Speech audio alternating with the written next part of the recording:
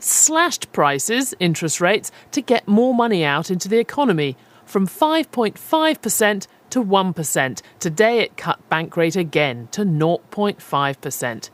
But even at that rock-bottom interest rate, the commercial banks aren't buying, which means that money isn't getting out to the broader economy.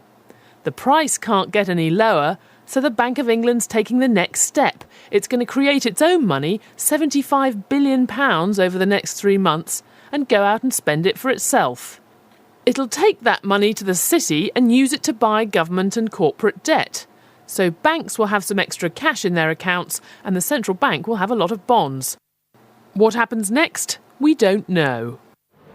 There are 2 ways that this could work. One is that by simply having extra cash inside the banks, they might be more willing to lend to all of us. The other, probably more important, is that by being out there buying up all this corporate debt, the Bank of England should increase the demand for it and so make it cheaper and easier for companies to borrow. That's the theory. But when I spoke to the governor, he admitted this wasn't an exact science. When we change interest rates or when the Chancellor changes tax rates, you can never be sure exactly by how much you want to change it or how long it will take, and that's the position now. £75 billion is almost as much as the government will borrow this year, and there's scope to create £75 billion more, if that isn't enough. To the city, the size of the programme shows the bank is serious, but it also means it will have to take care. It raises the spectre of increased inflation further on, and the Bank of England has to be very ready to reverse engines as soon as it thinks that there is any sign of that emerging. And there is a worry too that the financial markets will be concerned, partly because of all the borrowing that's going on and partly because of this, that inflation might come back to this country. The bank will have to respond if inflation picks up, but at least rising prices would show the policy had worked. Today, all we know is that to beat the recession, our central bank is reaching for the most potent weapon it has, the power to create money at the drop of a hat. Stephanie Flanders, BBC News.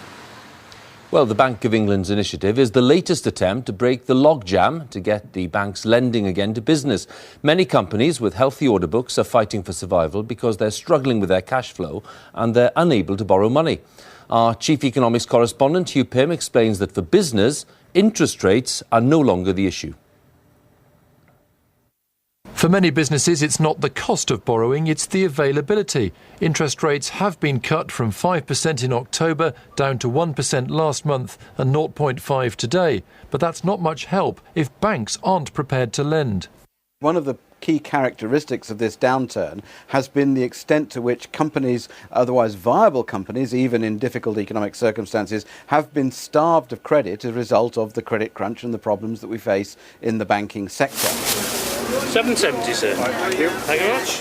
At grassroots level, many small firms are feeling the squeeze. Their customers are cutting back spending and at the same time their banks are reducing the flow of credit. Down about 30%, 25%.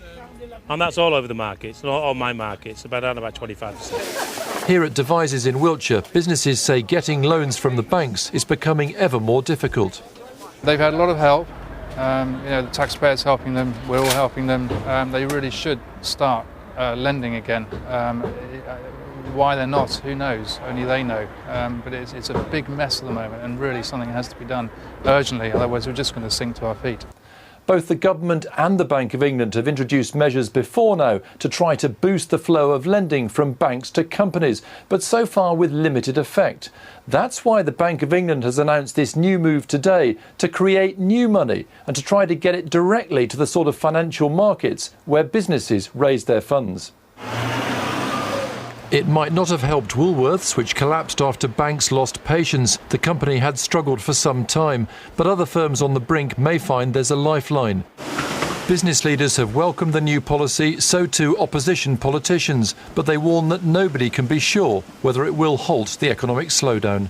Hugh Pym, BBC News. With me here, our economics editor, Stephanie Flanders, and at Westminster, our political correspondent, Carol Walker. Stephanie, to you first. How risky is this initiative today? Well, I think we should say, this is a big amount of money, as I suggested in my package.